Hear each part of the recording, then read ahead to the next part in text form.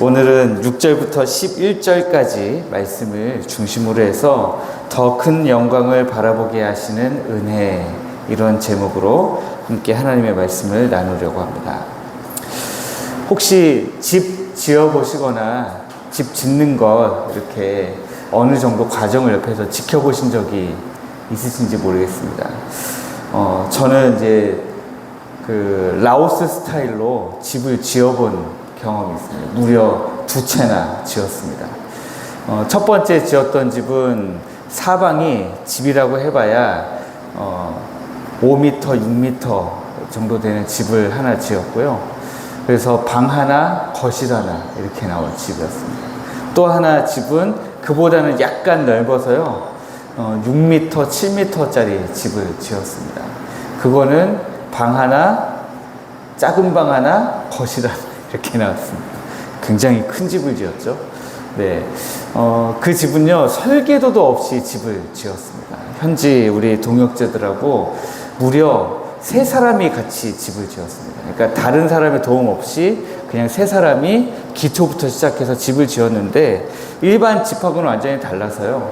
기둥 세우고 기둥 4개에서 6개 혹은 8개 정도 세우고, 그리고 나서 거기에 이제 약간 지면하고 바닥을 띄어서 바닥을 올리고 지붕을 올리고, 그렇게 해서 집을 셋이서 지었습니다. 집을 지을 때 가장 중요한 게 혹시 뭔지 아십니까? 설계도가 있어야 되겠죠. 설계도요. 네. 저는 2채의 집을 짓는 동안 설계도가 있었을까요? 저는 설계도 없이 집을 지었습니다. 그래서 나중에는 지붕을 올리고 난 다음에야 왜 물이 새지? 그리고 지붕 보수를 하고, 바닥을 한 다음에 지붕을 먼저 하고 그 다음에 바닥을 했는데 왜 바닥이 찌그덕찌그덕거리지? 하고 다시 바닥을 보수하고, 왜 이 기둥 간의 거리가 왜 이렇게 안 맞지? 하고 기둥 간의 거리를 다시 조정하고, 여러 가지 참 실수를 많이 겪으면서 했던 것 같습니다. 그 이유는 설계도가 없었기 때문이죠. 설계도만 봐도 건축가의 지혜가 느껴지고 그 자체로도 참 대단한 가치가 있는데, 제가 설계도를 한번 만들어 본 적이 있습니다. 설계도를 의뢰해가지고 라오스 건축가가 만들어준 설계도, 라오스 건축가가 만든 설계도도요 굉장히 비싸요. 굉장히 비싸고 페이지가 엄청나게 많은 그런 그 책 한 권이 나오더라고요. 중요한 건 그 설계도만 보고서는 아무것도 못 하겠더라고요. 저는 설계도를 보고서는 이게 어떤 집으로 지어질지 잘 모르겠더라고요. 그래서 설계도를 못 보는 저 같은 사람을 위해서 조감도라는 게 또 있죠. 조감도를 보면 설계도의 내용을 다 이해 못해도 대충 이런 집이 지어지는구나 하고 알게 될 겁니다. 그래서 마침내 그 설계도와 조감도를 따라서 집이 지어졌을 때, 그래서 그 안에 들어가 보면 우리는 이런 집을 설계도로 그려놓은 거였구나 하고 비로소 알게 되는 거죠. 그렇게 됐을 때 우리는 설계도도 굉장히 중요했구나라고 하는 것은 알지만, 가장 좋은 것은 그 만들어진 집에 들어가면 그 만들어진 집으로 인해서 우리의 마음에 기쁨이 넘치겠죠. 설계도까지만 있어도 기쁜데 그게 집으로 실제로 만들어지면 더 기쁘고 더 좋다라고 하는 것입니다. 오늘 6절부터 11절 사이에 제가 그렇게 집 이야기를 장황하게 했냐, 옛 언약과 새 언약의 이야기가 나오기 때문에 그렇습니다. 옛 언약이라고 하는 것은 하나님이 우리를 구원하시겠다 하는 구원의 설계도이죠. 그리고 새 언약은 예수 그리스도를 통해서 우리가 구원받은 이후에 하나님께서 이제 내가 너희를 이렇게 구원했다, 내가 너희를 이렇게 사랑했고, 내 아들 독생자 예수 그리스도가 인간의 몸을 입고 내려와서 이렇게 너희를 구원했다 하시면서 준 새로운 언약이죠. 구원이 이루어지고 난 다음에 우리에게 주신 언약입니다.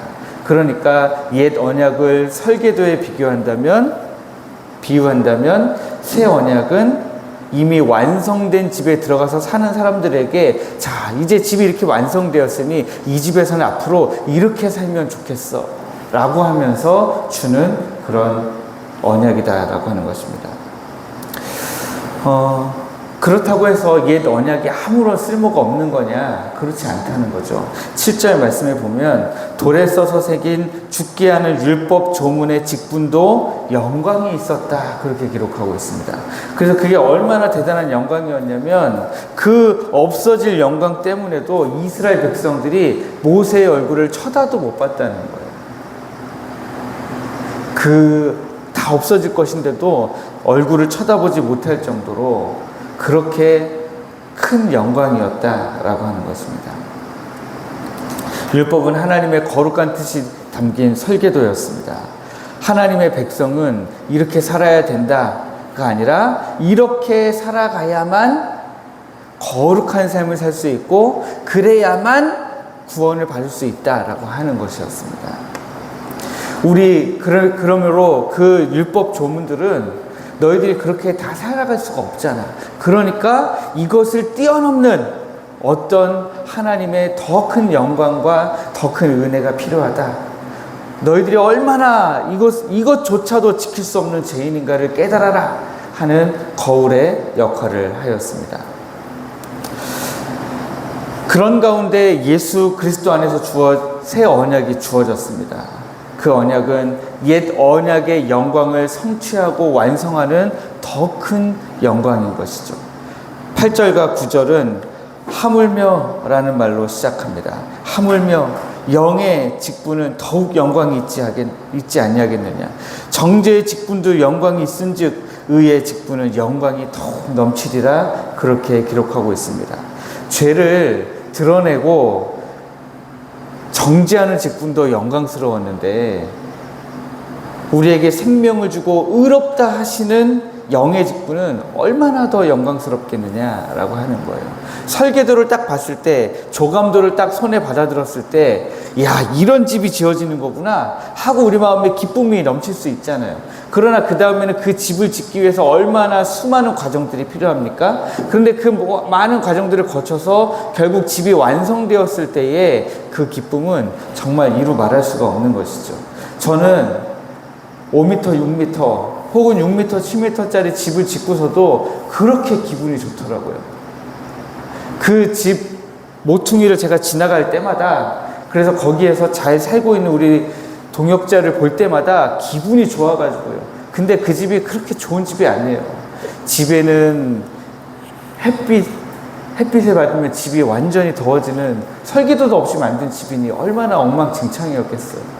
그런데도 거기에서 그냥 좋다고 웃으면서 만족하면서 감사하면서 살아가는 동역자들을 보면서 제 마음에 그냥 별거 아닌 집인데도 그 모퉁이를 지나다니면서 얼마나 기분이 좋고, 외부에서 손님이 올 때마다 일부러 그 모퉁이에 멈춰서요. 멈춰서도 누가 뭐라고 하는 사람 없으니까요. 멈춰서가지고 저게 우리 동역자를 위해서 우리 동역자 3명이서 지은 집이라고. 제가 얼마나 자랑을 하면서 지나다녔는지 모릅니다. 우리는 때로 이 땅을 살아가면서요, 아직 완성되지 않은 구원의 길을 걸어가고 있습니다.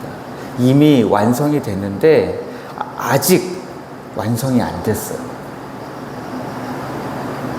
우리는 이제 구원으로 말미암아 새롭게 지어진 집에서 살아가는데 새로운 사명을 받고 살아갑니다. 이전에는 이 율법에 써져 있는 글을 다 그대로 지켜야 된다라고 하는 의무를 가지고 살았었다면, 이제는 예수 그리스도로 말미암아 시작된 구원의 역사로 인해서 이제는 의무가 아니라 사명을 가지고 살아가는 사람들이 되었습니다. 그게 그거 아니냐라고 말할 수 있지만, 이제 우리는 더 큰 영광을 바라보고 살아가는 사람들입니다. 예전에는 율법 조문을 그냥 그대로 지키느라고 아둥바둥 살았던 사람들이었다면, 아니, 우리는 그것조차도 시작 못했죠. 우리는 그냥 죄 가운데 있었던 사람들입니다. 그런데 구원의 큰 집이 지어지고 그 집 안에서 우리가 사명을 받고 살아가게 되면서 하나님의 큰 영광을 맛보게 되는 거예요. 그리고 여전히 우리는 이 땅에서 살아가고 있습니다. 그러면 우리는 여기에서 한 걸음 더 나아가 나중에 하나님이 우리를 인도하실 그 집에 들어갈 때 우리의 구원이 결국 완성되는 그날에 예수 그리스도께서 다시 오시는 그날에 우리에게 얼마나 더 큰 영광이 주어질지를 생각하면서 그날의 영광을 바라보면서 야, 지금도 이렇게 좋은데 그날의 그 영광을 얼마나 더 좋을까? 그 큰 은혜를 우리가 바라보면서 살아가야 된다라고 하는 것입니다. 우리가 지금 이 땅에서 살아가는 것도 이렇게 좋은데요. 나중에 우리는 예수 그리스도께서 오실 때에 얼마나 더 큰 기쁨과 즐거움과 영광이 있겠습니까? 오늘 우리는 여전히 연약합니다. 오늘 우리는 여전히 부족해요. 여전히 실수합니다. 말도 실수하고요. 우리의 삶에서도 여러 가지 실수와 실패들을 반복합니다. 심지어 죄를 짓기도 하고요. 죄 짓는 것을 계속해서 반복합니다. 내가 다음부터는 절대 안 그래야지. 제가 한 번도 거의 지켜본 적이 없는 것 같아요. 다음부터는 절대 안 그래야지. 그래 놓고 다음부터 절대 안 그래 본 적이 없어요. 그 언젠가 또 똑같은 죄를 짓고 나서 다음부터는 절대 안 그래야지. 제 아내 앞에서 그렇게 맹세하고서도 또 그러는 저를 참 많이 발견했습니다. 그러나 그 모든 것은 구원을 향해 걸어가는 과정이다라고 하는 것입니다. 그러니 오늘 우리의 시선을 우리에게 두지 마시고요. 나는 도대체 왜 이럴까? 에 두지 마시고 하나님이 주실 더 큰 영광을 바라보시면서 그 영광에 우리의 눈을 고정하고 성령께서 주시는 생명의 능력으로 오늘 하루를 우리에게 지금 이미 주어져 있는 이 믿음의 집 안에서 사명을 가지고 열심히 살아내시기를 주님의 이름으로 축복합니다. 사명을 가지고 살아도 실수하고 실패해요. 그러나 목적이 있는 실수고 목적이 있는 실패입니다. 여러분들이 오늘 하루 더 큰 영광을 바라보시면서 힘을 얻으시고 그 하나님 주실 은혜로 말미암아 여러분들의 삶 가운데서 더욱 소망을 가지시기를 주님의 이름으로 축복합니다.